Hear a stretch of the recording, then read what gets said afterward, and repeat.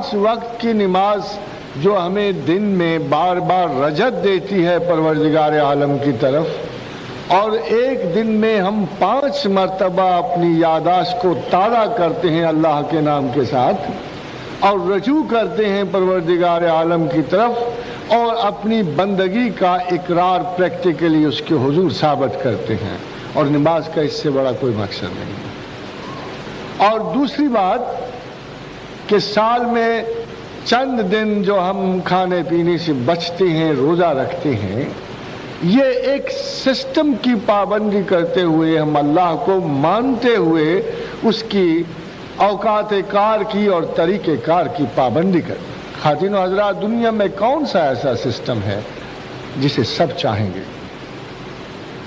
ایسا بھی ہے کوئی جسے اچھا کہیں سبھی؟ وہ چاہے امریکن ڈیموکریسی ہو، چاہے سوشلزم ہو، کمیون سسٹمز ہوں، لبرلزم ہو، کوئی بھی دنیا کا سسٹم ہو، اسے اس کے ملک کے عوام بھی مکمل طور پہ پسند نہیں کرتے۔ اور یہ کبھی نہیں ہوا۔ میں نے ایک امریکن سے پوچھا کہ آپ اپنی حکومت سے خوش ہو؟ تو اس نے کہا کیسے خوش ہیں؟ ہم نے تو برطانیہ سے نجات ہی اس کی ٹیکسیشن کے خلاف لی تھی، اور آج ہماری حکومت ہمیں اسی ایکسیسو ٹیکسیشن کا شکار کر رہی ہے، تو ہم اپنے سسٹم سے کیسے خوش ہوں؟ تو کوئی دنیا میں ایسا سسٹم نہیں ہے، مگر ہماری کمٹمنٹ جو ہے انسٹیٹیوشن سے نہیں ہوتی۔ ہماری کمٹمنٹ ہمیشہ کسی اعلیٰ و بزرگ و برتر مقصد سے ہوتی۔ ایک شخص نے مجھے انگلینڈ سے پوچھا کہ کیا سور یہاں ملتا ہے، اور خنازیر کی کبھی کبھی کباب بھی ملتے ہیں، اور کبھی کبھی بندے کو بڑی ضرورت محسوس ہوتی ہے، تو کیا میں کھا لوں؟ تو میں نے کہا کھا لو۔ تو اس نے مجھے کہا کہ آپ کیا کہہ رہے ہیں، میں کھا لوں؟ میں نے کہا ہاں کھا لو۔ تو میں نے کہا تم کہتے ہو نا بڑی مجبوری ہے تو کھا لو۔ تو اس نے کہا اللہ نہیں منع کرتا۔ تو میں نے کہا یار اگر اللہ سے زیادہ محبت ہے تو نہ کھاؤ۔ تو مسئلہ تو اس ذہنی کمٹمنٹ کا ہے جس کی وجہ سے آپ مباحات کو ترک کرتے ہیں یا اختیار کرتے ہیں۔ انسٹیٹیوشن کبھی مسئلہ نہیں ہوا۔ یہ غلط ہوگا کہ آپ نماز کے فوائد اس لیے گنائیں کہ اس سے اٹھنا بیٹھنا لازم ہو جاتا ہے، یا اس میں کچھ ضرور ہوں گے، کچھ فوائد فزیکل فوائد بھی ہوں گے، کچھ عادات کی ترتیب بھی ہوگی، اور کچھ ایسے مقاصد بھی ہوں گے جس سے اپنے آپ کو خدا کے راستے میں ایک ترتیب یافتہ انسان پاتے ہیں، مگر اصل مقصد یہ نہیں ہوتا۔ اصل مقصد کسی بھی مذہب کا یہ نہیں ہوتا کہ آپ اس کے انسٹیٹیوشنز کو کس شدت سے اختیار کرتے ہیں اور کس شدت سے ترک کرتے ہیں۔ مقصد خدا کی چاہت، محبت، اس کی قربت، اس کی ہمسائیگی، اور دل میں ایک خلش ملاقات کا پالنا، اور اس دوری اور مسافت کو قریب تر کرنا، اور وہ اس کو اپنے دل کی دھڑکن بنانا اور اس کو اپنے رگوں کا خون بنانا ہوتا ہے۔ جب اللہ سے ایسا انس قائم ہو جائے تو خود شناسی قریب تر آ جاتی۔ خواتین و حضرات، سائنٹسٹ میں اور صوفی میں ایک بہت بڑا فرق ہوتا ہے۔ سائنٹسٹ کے ذاتی تعلقات اور توجہات اس کے نتائج پہ اثر انداز نہیں ہوتے۔ وہ بیمار ہو یا صحت مند ہو، غصے میں ہو، اریٹیٹڈ ہو، بیگم صاحبہ سے لڑ کے آیا ہو یا خوش ہو کے آیا ہو، 2 + 2 4 ہی رہیں گے۔ جو کیمیکل ریئیکشن ہونا ہے وہ اپنے نتائج وہی ظاہر کرے گا جو ان کے ریئیکشن کے بارے میں پہلے سے ڈٹرمن، اور سائنسدان کی ذاتی کیفیات اس کے نتائج کو نہیں بدلتی۔ مگر یہ بات صوفی کے بارے میں سچ نہیں ہے۔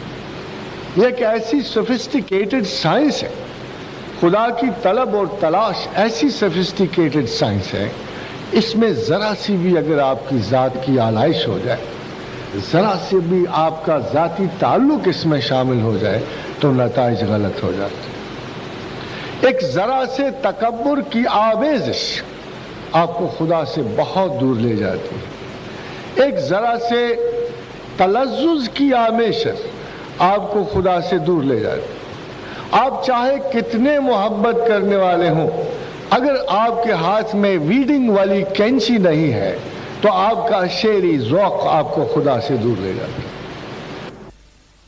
آپ کا کوئی بھی پرسوٹ جو آپ کا آبسیشن بن جائے اس اعتدال سے آپ کو دور لے جائے گا جس اعتدال میں خداوند کریم اپنا خود آپ کو پیش کرتا ہے.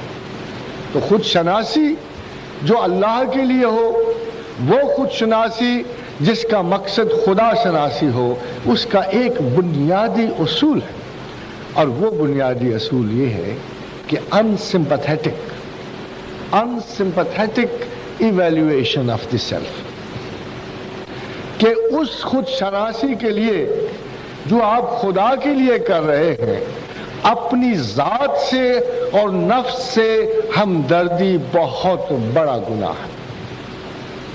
جب تک آپ اپنی ذات کو محترم سمجھیں گے، جب تک آپ اپنی ذات کو اپنے نزدیک اہم تر سمجھیں گے، اور جب تک دنیا کے مقاصد میں، رسپانسز میں، رویوں میں آپ اپنے آپ کو کسی طریقے سے بھی مظلوم سمجھیں گے تو آپ خدا نہیں پا سکتے.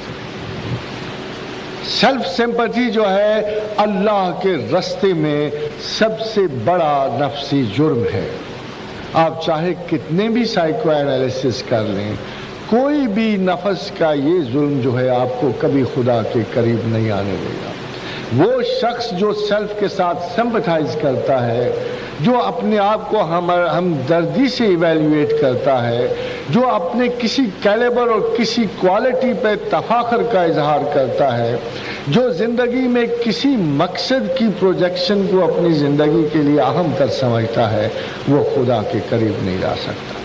وَإِمَّا مَنْ خَافَ مَقَامَ رَبِّهِ، کہ اگر تم اللہ کے سامنے کھڑا ہونے سے ڈرتے ہو تو نَهْيِ النَّفْسَ عَنِ الْهَوَىٰ، تو سب سے پہلے تمہیں اپنی ذاتی ہر اس خواہش کی مخالفت کرنی پڑتی ہے جو خدا کے راستے میں آ جائے، اور دوسرے ہر اس فیشن کی مخالفت کرنی پڑتی ہے جو آپ کو طریق راستی سے دور لے.